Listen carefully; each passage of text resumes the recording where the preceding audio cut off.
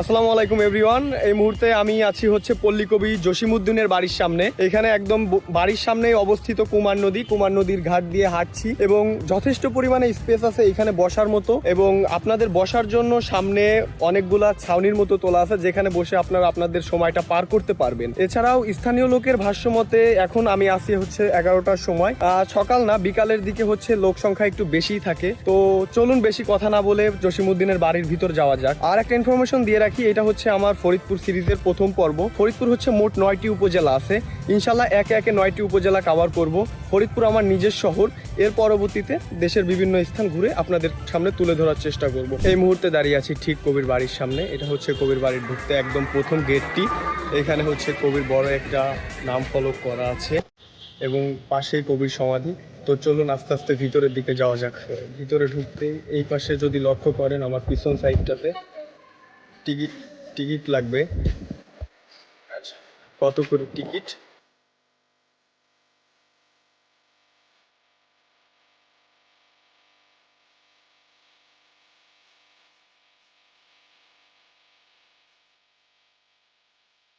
তো জনপ্রতি 20 টাকা করে দিয়ে আপনারা হচ্ছে পুরা বাড়িটা ঘুরে দেখার সুযোগ পাচ্ছেন। এখানে ঢুকতে একদম প্রথমেই যেটা দেখতে পাবেন, আর এখানে লেখা আছে হচ্ছে, আচ্ছা এখানে গ্যালারি, এখানে কবির সব কিছু স্মৃতিময় জিনিসগুলো এখানে রাখা আছে, কবির ব্যবহৃত আসবাবপত্র, একদম কবির একদম পুরনো সব বই, জসীমউদ্দিনের গ্রন্থাগারগুলো এখানে দেখতে পারবেন। এই ঘরটি হচ্ছে কবির জীবনের অন্যতম একটি স্মৃতিময় ঘর হয়ে থাকবে যতটুকু বোঝা যাচ্ছে এখানে। এখানে হচ্ছে কবির স্ত্রীর একটি ছবি দেওয়া, এছাড়াও লেখা আছে 1939 সালে কবির সাথে মমতাজ বেগম মণিমালার বিয়ে হয়। আচ্ছা, বাসর রাতে এই স্থান দিয়ে চোর ঢুকে কবির স্ত্রীর গহনা চুরি করে। এখানে হচ্ছে ছবি দেওয়া আছে, যথেষ্ট পরিমাণে অবহেলার মধ্যে আছে কবির বাসভবনটি। যেহেতু পল্লী কবি, এখানে এই ছবিগুলো পুরোপুরি সরকারি দায়িত্বে মেনটেনেন্স করা উচিত, কিন্তু ছবিগুলোর অবস্থা দেখলে আপনারা বুঝতে পারবেন এগুলো কতটা ভয়ানক অবস্থার মধ্যে দিয়ে যাচ্ছে।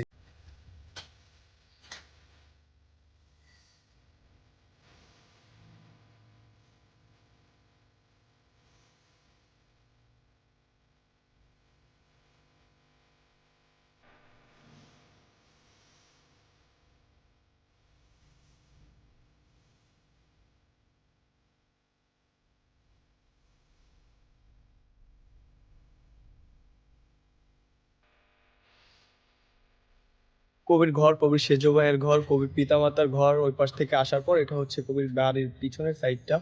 তো এইখানেও আপনারা বসার মতো স্পেস পাবেন, শিশুদের জন্য খেলাধুলার মানে ছোটখাটো ব্যবস্থা করা আছে, বসার মতো অনেকগুলো বেঞ্চ করা আছে। সামনে হচ্ছে অবস্থান করছে কবির ছেলে হাসু ও বাসুমণির স্মৃতিঘর। এইখানে যদি আমরা ঢুকতে যাই, ঘরগুলোর হাইট হচ্ছে যথেষ্ট পরিমাণে কম, এই জন্য দাঁড়িয়ে হচ্ছে আমার পক্ষে ভিডিও করা কষ্টকর হয়ে যাচ্ছে, পুরো ভিউটা আমি দিতে পারছি না।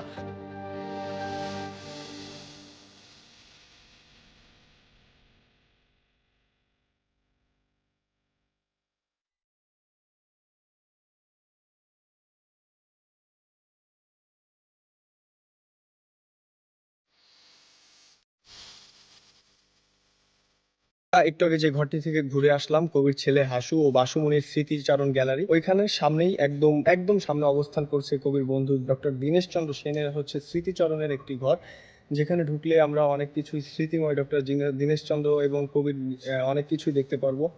তো চলুন ভিতরে গিয়ে দেখা যাক। টিতে ঢোকার পর দেখতে পারবেন দীনেশ চন্দ্র সেনের অনেকগুলো লেখা বই, জার্মান সরকারের প্রেরিত গিফট, তারপর হচ্ছে গিয়ে এখানে অনেকগুলা খেলনা দেখতে পারবেন যেগুলা হয়তো হয়তো কোনো না কোনো ক্রমে কবির জীবনের স্মৃতি বিজড়িত। এখানে অনেকগুলা টয় যা সম্পূর্ণই মাটির কারুকার্য দ্বারা সম্পূর্ণ হয়েছে। গ্যালারিগুলো অনেক আসলে যত্নের অবহেলা, বারবার আমি একটা কথাই বলতেছি, যত্ন যত্ন যত্ন। আমাদের আসলে রাষ্ট্রীয় সম্পদ এগুলো আমাদের দায়িত্বে যদি আমরা রক্ষা না করতে পারি, আমরা মানুষ হিসাবে আর মানুষ হব কবে? আমি এখন যে ঘরটির সামনে অবস্থান করছি এটি হচ্ছে কবির পিতা আনসার উদ্দিনের স্মৃতিঘর। ঘরের মধ্যে যদি ঢুকি, ঢোকার পর হচ্ছে সেম থিং, সব জায়গায় দেখবেন শুধু কবির কবির জীবনের স্মৃতিময় জিনিস।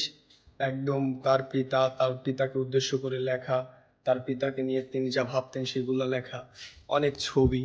যদি আস্তে আস্তে আগাতে থাকি, বিশেষ করে কবির বাড়িতে একটি জিনিস আপনার খুব বেশি চোখে পড়বে, এই পুতুলগুলা। বিশেষ করে যদি বলতে হয়, কবির বাড়িতে আপনি একটা জিনিস খুব বেশি লক্ষ্য করবেন, এই পুতুলগুলা, মাটির পুতুল। এই পুতুলগুলা অনেক বেশি দেখা যায় কবির বাড়িতে।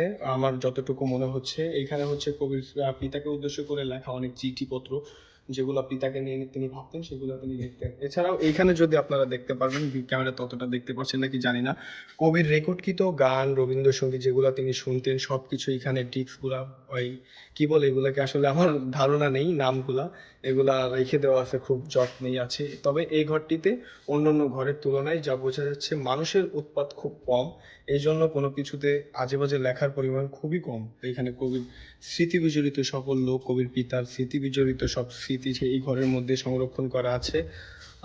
আপনি ইচ্ছা করলে এগুলো পড়তে পারেন। লোকসাহিত্য আছে, আপনার জয় কামনা করি, এগুলো হচ্ছে কবির বিখ্যাত উপন্যাসের কিছু কিছু উক্তি টুক্তি দেওয়া আছে। আপনারা ইচ্ছা করলে এগুলো এসে দেখতে পারেন।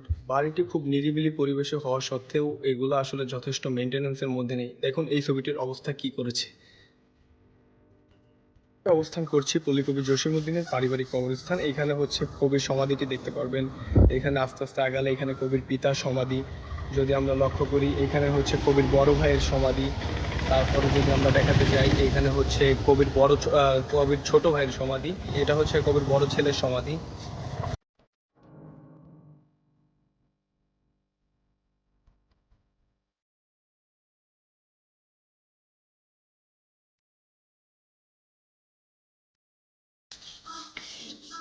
লক্ষ্য করলে দেখতে পারবেন এখানে সেই কবির বিখ্যাত উক্তি, একটি ডালিম গাছ আছে এবং ডালিম গাছের নিচে লেখা আছে, এইখানে তোর দাদির কবর ডালিম গাছের তলে, 30 বছর ভিজিয়ে রেখেছি দুই নয়নের জলে। এই উক্তিটি দেওয়া আছে। কবিতাটি আসলেই মানে অনবদ্য কবিতা। এই কবিতাটি যদি আপনি সম্পূর্ণ একবার পড়েন, আপনার চোখে জল আসতে বাধ্য। তো আমি এখন সমাধিস্থান থেকে বের হয়ে যাচ্ছি। এইখানে তোর দাদির কবর ডালিম গাছের তলে, 30 বছর ভিজিয়ে রেখেছি দুই নয়নের জলে। এতটুকু তারে ঘরে এনেছিল সোনার মতো মুখ, পুতুলের বিয়ে ভেঙে গেল বলে কেঁদে ভাসাইত বুক। এখানে ওখানে ঘুরিয়া ফিরিত ভেবে হইতাম সারা, সারা বাড়ি ভরি এত সোনা মোর ছাড়াইয়া দিল কারা। সোনালি উষার সোনা মুক্তার আমার নয়নে ভরি, লাঙল লইয়া খেতে ছুটিতাম গায়ের পথ ধরি। যাইবার কালে ফিরি ফিরি তারে দেখিয়া লইতাম কত, এ কথা লইয়া ভাবি সব মোরে তামাশা করিত শত। এমন করিয়া জানি না কখন জীবনের সাথে মিশে, ছোটখাটো তার হাসি ব্যথা মাঝে হারা হয়ে গেল দিশে। এর বাড়ি থেকে অল্প কিছু সময় রিক্সা করে আমরা চলে এসেছি নদী গবেষণা ইনস্টিটিউটে, যা ফরিদপুরে অবস্থিত। নদী গবেষণা ফরিদপুর ইনস্টিটিউটে আসার পর আমরা হচ্ছে একদম নিরিবিলি একটা রাস্তা দিয়ে ভিতরের দিকে আগাচ্ছি। তো আগাতে আগাতে এইখানে পরিবেশটাও একদম নিরিবিলি, কোনো হাউকাও নেই, একদম নয়েজ ফ্রি পরিবেশ। আপনারা এখান দিয়ে ঘুরতে পারবেন। তো এইখানে দেখার মতো তেমন কিছু নাই, যদিও এখানে ঢুকলে আপনি একটা জিনিস দেখতে পারবেন। এইখানে বাংলাদেশ নদ নদীর দেশ, এইখানে হচ্ছে আপনারা পুরা নদীর একটা মানচিত্র দেখতে পারবেন, যা সম্পূর্ণ একটা বড় জায়গা নিয়ে, বিস্তৃত এলাকা নিয়ে রয়েছে। এইখানে আপনাদের যদি আমি ব্যাক ক্যামেরা দিয়ে দেখাই, তাহলে ব্যাপারটা আরো ভালো বুঝতে পারবেন। নদীর মানচিত্র লক্ষ্য করতে গেলে আপনারা দেখতে পারবেন কোথা দিয়ে কোন নদী প্রবাহিত হয়েছে, বাংলাদেশের মধ্যে দিয়ে কোন নদী বাইরের দেশের পাশ দিয়ে গিয়েছে, কোন নদীর মোহনা কোথায়, কোন নদীর কোথায় কিভাবে বদ্বীপ সৃষ্টি হয়েছে, সম্পূর্ণ জিনিসগুলা, নদীর দ্বীপ সবকিছু আপনি এখান থেকে নদীর পুরোপুরি কোন নদীর সাথে কোন নদী কিভাবে যুক্ত হয়েছে সম্পূর্ণ একটা ধারণা পাবেন। আপনার ভারতের কোন নদীর সাথে কোন নদী আমাদের দেশে ঢুকেছে, কোন নদীর সাথে কোন নদী কোথায় মিলিত হয়েছে, কোন এলাকা দিয়ে কোন নদী প্রবাহিত হয়েছে, সম্পূর্ণ জায়গা দিয়ে আপনারা এটা দেখতে পাচ্ছেন।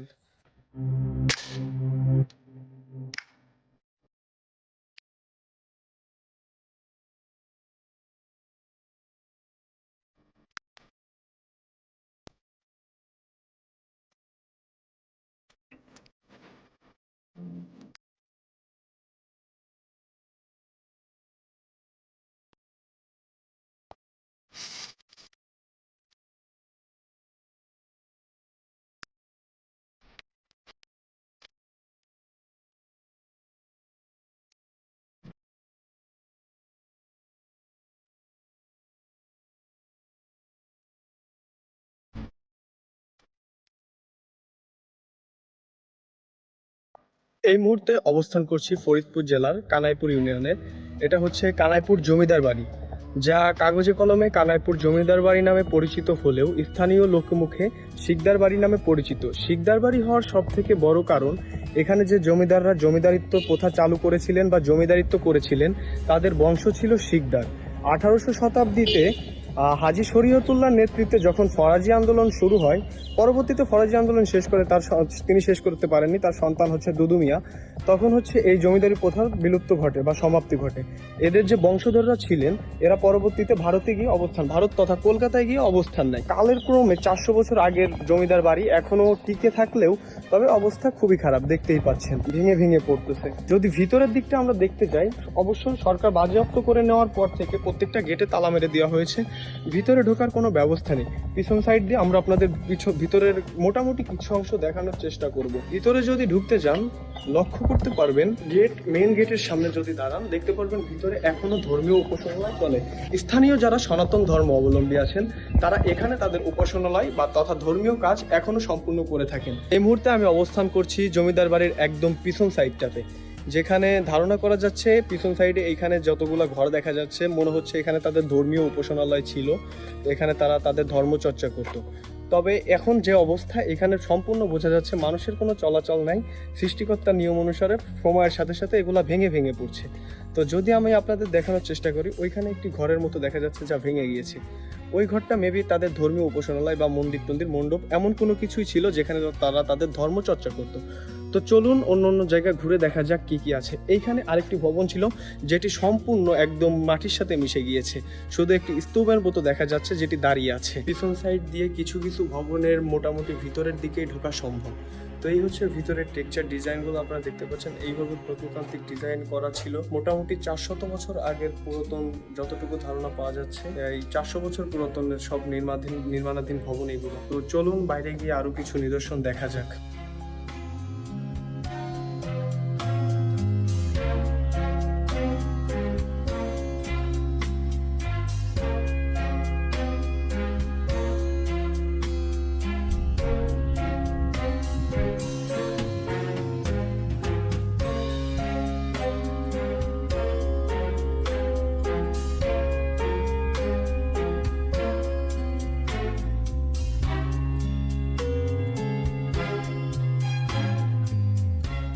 কানাইপুর শিকদার বাড়ির পর আমি এসেছি রনকাল পদ্মবিলে।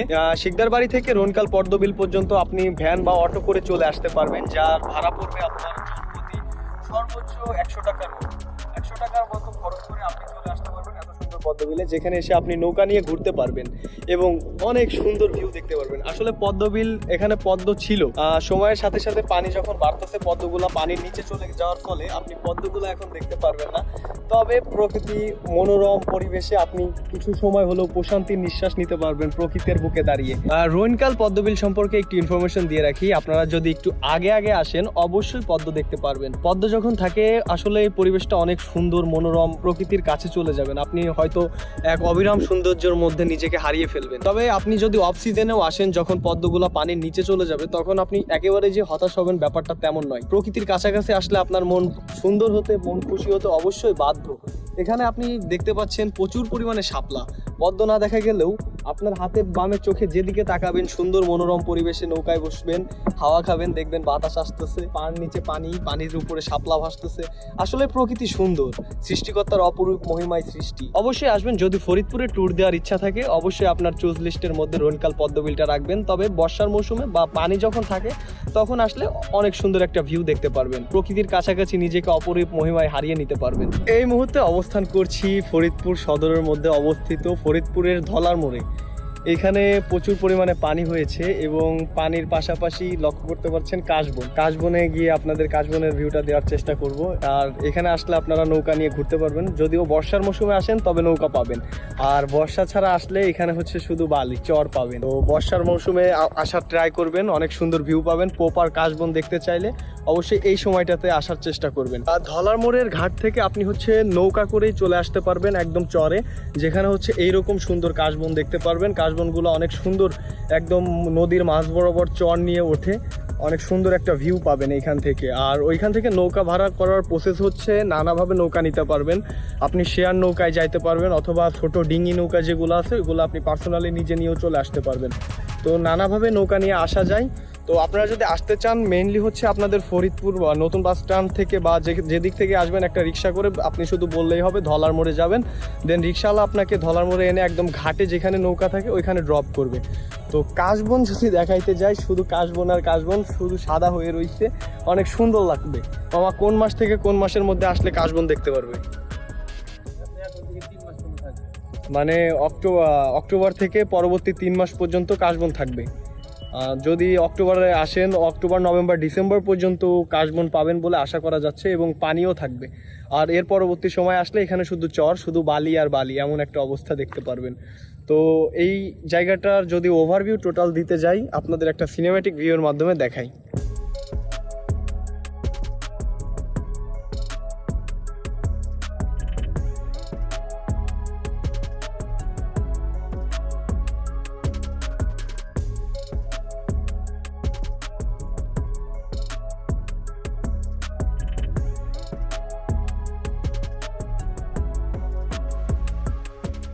এই ছিল আজকের মোটামুটি ভিডিও। অনেকগুলা দর্শনীয় স্থান ফরিদপুরে যেগুলো আর কি আমার আশেপাশে আছে সেগুলো তুলে ধরার চেষ্টা করলাম। ফরিদপুর সিরিজটা মোটামুটি আমরা 9টা পর্ব, যেহেতু আমাদের ফরিদপুরে 9টা উপজেলা আছে, 9টা পর্ব করার চেষ্টা করব। 9টা পর্ব ইনশাল্লাহ এক এক করে আসবে। আজকে শুধু ফরিদপুর সদরটা কভার করার চেষ্টা করলাম। ইনশাল্লাহ এর পরবর্তীতে হয়তো এক এক ভিডিওতে 2-3টা উপজেলা করে কভার করব। পরবর্তীতে হয়তো মধুখালী উপজেলা এবং বোয়ালমারী উপজেলা দুইটা একসাথে কভার করব। ভিডিও পেতে অবশ্যই সাথে থাকুন। চ্যানেল থেকে দেখলে মাস্ট বি সাবস্ক্রাইবটা করে দিবেন, একটা লাইক করে দিবেন, আর ফেসবুক থেকে দেখলে একটা ফলো করে দিবেন। ধন্যবাদ।